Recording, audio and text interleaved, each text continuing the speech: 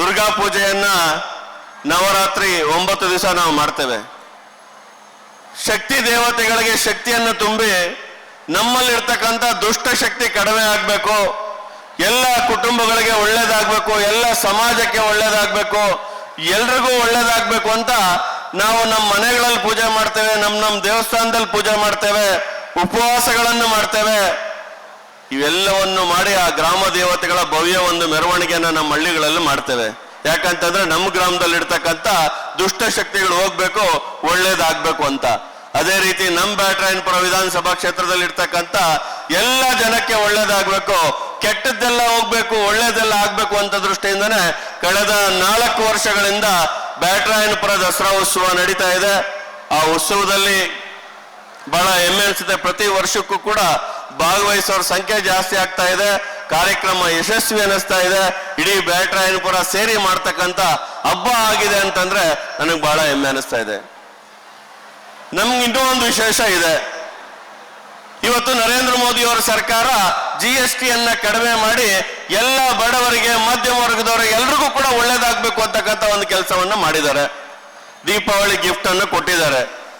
ಈಗಿನ ಸರ್ಕಾರ ಬೇರೆ ಬೇರೆ ಮಾತುಗಳನ್ನು ಹೇಳ್ತಾ ಇದ್ರೆ, ಇವತ್ತು ನರೇಂದ್ರ ಮೋದಿ ಅವರ ಕೇಂದ್ರ ಸರ್ಕಾರ, ಶೋಭಾ ಕರಂದ್ಲಾಜೆ ಮೇಡಮ್ ಅವರ ಕೇಂದ್ರ ಸರ್ಕಾರ ನಮ್ಮೆಲ್ಲರಿಗೂ ಒಳ್ಳೇದಾಗ್ತಕ್ಕಂಥ ದೀಪಾವಳಿ ಗಿಫ್ಟ್ ಅನ್ನು ಕೊಟ್ಟು ಇವತ್ತು ಪ್ರತಿ ಮನೆಗೆ ಸಾವಿರಾರು ರೂಪಾಯಿ ಉಳಿತಾಯ ಮಾಡ್ತಕ್ಕಂಥ ಕೆಲಸವನ್ನ ನರೇಂದ್ರ ಮೋದಿ ಅವರು ಮಾಡಿದ್ದಾರೆ.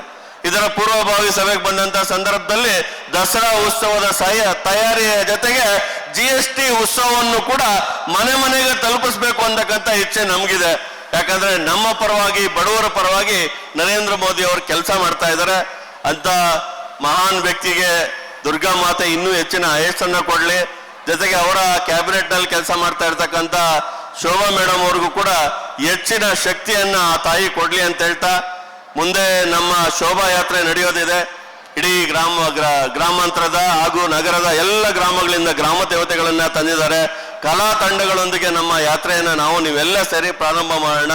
ತಾವೆಲ್ಲರೂ ಕೂಡ ತಾಯಿ ಆಶೀರ್ವಾದವನ್ನು ಪಡೆದು ತಾಯಿಗೆ ಒಂದು ಆರತಿಯನ್ನು ಮಾಡಿ ತಾವೆಲ್ಲರೂ ಕೂಡ ತಮ್ಮ ಕುಟುಂಬಕ್ಕೆ ಒಳ್ಳೇದಾಗಬೇಕು ಅಂತ ಆಗ್ಲಿ ಅಂತ ನಾನು ಕೂಡ ತಾಯಿಯಲ್ಲಿ ಪ್ರಾರ್ಥನೆ ಮಾಡ್ಕೊಳ್ತಾ, ಈ ಒಂದು ಸಂದರ್ಭದಲ್ಲಿ ನಮ್ಮ ಜಿಲ್ಲಾ ಅಧ್ಯಕ್ಷರಾದಂಥ ಹರೀಶ್ ಅವರು ಸಂಪೂರ್ಣವಾಗಿ ನಮ್ಮ ವಿಧಾನಸಭಾ ಕ್ಷೇತ್ರದಲ್ಲಿ ಪಕ್ಷ ಸಂಘಟನೆಗಾಗಿ ಸಹಕಾರವನ್ನು ಕೊಟ್ಟು, ಅವರು ಕೂಡ ಸಮಯ ಕೊಟ್ಟು ನಮಗೆಲ್ಲ ಸಂಪೂರ್ಣ ಸಹಕಾರವನ್ನು ನೀಡ್ತಾ ಇದ್ದಾರೆ. ಅವರಿಗೆ ನಾನು ಕೂಡ ಧನ್ಯವಾದಗಳನ್ನು ಸಲ್ಲಿಸ್ತೇನೆ.